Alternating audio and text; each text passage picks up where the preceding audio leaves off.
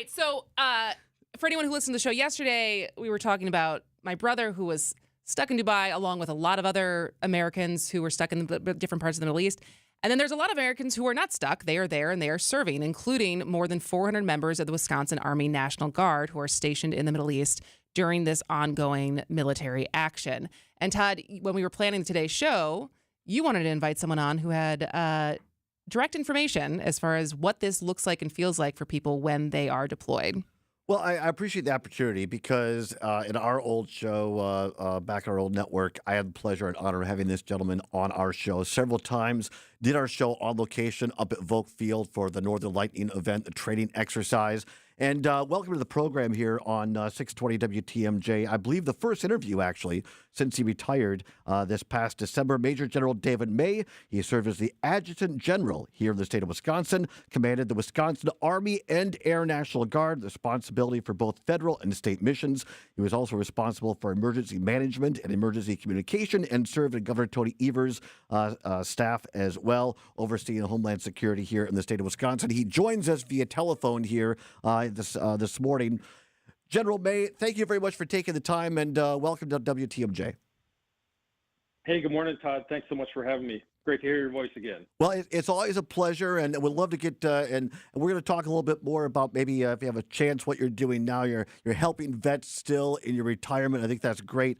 But I like your reaction, General, because I was watching Chairman and Joint Chiefs of Staff General Kane's press conference yesterday at the Pentagon, and we're talking about this operation in Iran over the weekend, and he specifically called out the Wisconsin National Guard as having been a part of these actions over the weekend. And the hair went up on the back of my neck a little bit because through you and your time at the Wisconsin National Guard, I had a chance to interview these individuals. I'd like to know, General, what was your first reaction when you heard this, the Wisconsin National Guard being called out in deployment? So I think there's a number of significant things there. First of all, I appreciate General Kane pointing out the contributions of the Guard from any state, but of course, we're proud of our home state, National Guard. General Kane was in the National Guard for a long time. And if anybody knows how important the Guard and Reserve are to the overall effort, he certainly does. So to note that this early, yesterday was day 3 of operations, to note that this early in this current situation is remarkable, but well-deserved. The National Guard integrates and is part of the team and gets the job done, just like all other parts of the armed forces. Well, talk to us a little bit, General May, about, because I think Kristin and I were talking about this before. Her brother, a civilian, was kind of caught over there in business in Dubai. But according to reporting from Wisconsin Public Radio and the Journal Sentinel, over 400 members of the Wisconsin Army National Guard stationed in the Middle East. Now, I want to be very careful in not giving out false information. General Kane also talked about F-35s were deployed from other National Guard units. So we don't know for sure whether Wisconsin Air National Guard was part of this mission or not. They might be, keyword might be. But talk a little bit about the family members of the Wisconsin Army National Guard, certainly perhaps the Air National Guard, because I think there's a lot of consternation for us on the civilian side. Like, oh my gosh, these are our loved ones. General, talk a little bit about the training that goes into the Wisconsin National Guard units here and how that serves them in a live theater.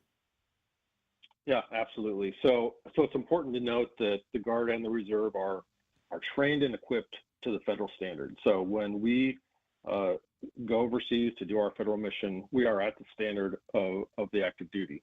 We prepare for that differently because the Guard is primarily a part-time force. So we do that over, a different amount of time. It's done in chunks of time differently than probably the active duty would.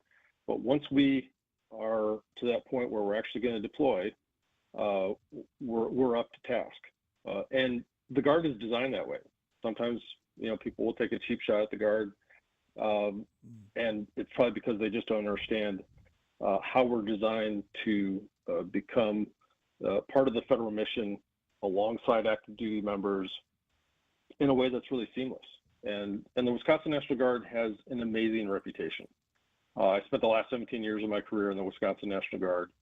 Every single unit that deployed and came back, Army or Air, came back with absolutely glowing reports from senior commanders in theater. We have a very high standard here, the highest standard across the Guard, but family members should feel reassured that they've been equipped, trained, prepared to operate as safely as possible when deployed. Granted, send-offs are always much more difficult than homecomings. We love the homecomings, and in my time in the Guard, did a lot of both. But nothing's better than bringing a unit home, seeing the reunions with family members, and seeing the babies that were born during deployments and all that sort of thing. The human element here is incredible. The Guard is a very close family in so many regards. So it is very personal.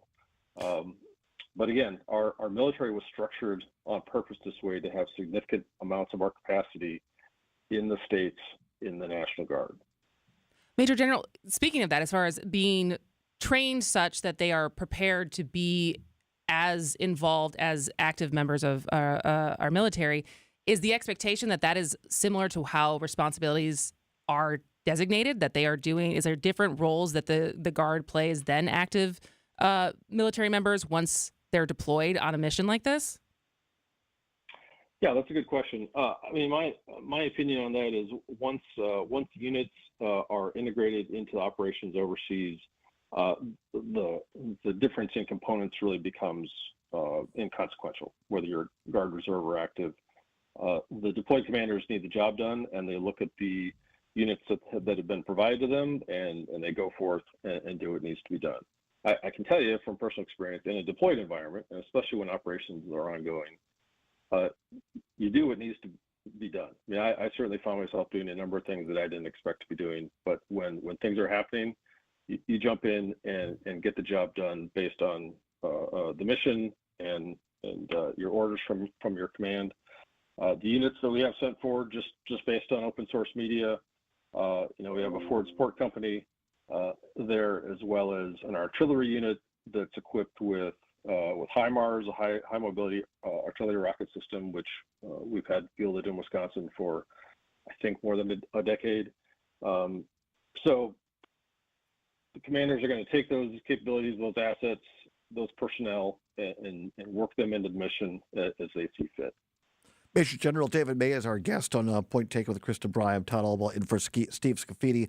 General May joins us via phone on the actions in theater in Iran over the weekend. He was the former longtime general, and most recently the adjutant general of the state of Wisconsin, retired in December. And now, by the way, the vice president of military partnerships at Vet Jobs, which is really a cool gig, I think. But one more follow-up question, because I know Steve and Kristin get into the politics of this on this show. Other people like me, I heard Secretary of State Marco Rubio's rationale for launching this action, which I'll say my words just doesn't add up. But General, as a military person now retired, but our men and women from Wisconsin who are deployed, when they hear the political rhetoric, how are they able to tune that out and just focus on the job? So I hope that people listening to this show, regardless of whether we agree or disagree on whether we should have done this action, will support our men and women who are in action. Yeah, absolutely. And I think that's a great point. You generally don't get to pick your deployment when you're in uniform. You certainly don't get to pick your war if one happens to take place while you're serving.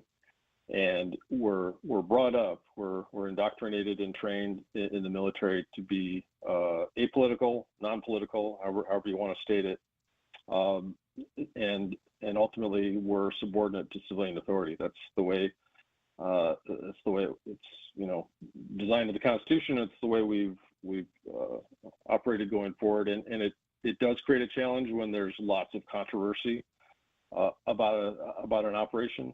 But our people are disciplined, they're dedicated, probably more than anything else, they're looking out for each other, and they'll stay on task, they'll stay focused, of course, with getting the mission done, but also hopefully all coming home safely. And it's not easy. We've had, certainly some controversial military operations over the last 3 or 4 decades that has challenged military professionals, but the military is an institution. As individuals, collectively, we've persevered all these years, and I have nothing but confidence in the members of the Wisconsin National Guard that we have deployed currently. Major General David May, thank you so much for your insight and your context today. Certainly appreciated. I appreciate the opportunity to talk to you both. And again, I just want to say I'm proud of all the men and women deployed from Wisconsin and praying for their safe return. Thank you for the opportunity to talk to you this morning. Absolutely. Thanks, Thank you General. so much. Sorry, I'm in a different time zone. Thank All you. right. Thank you so much.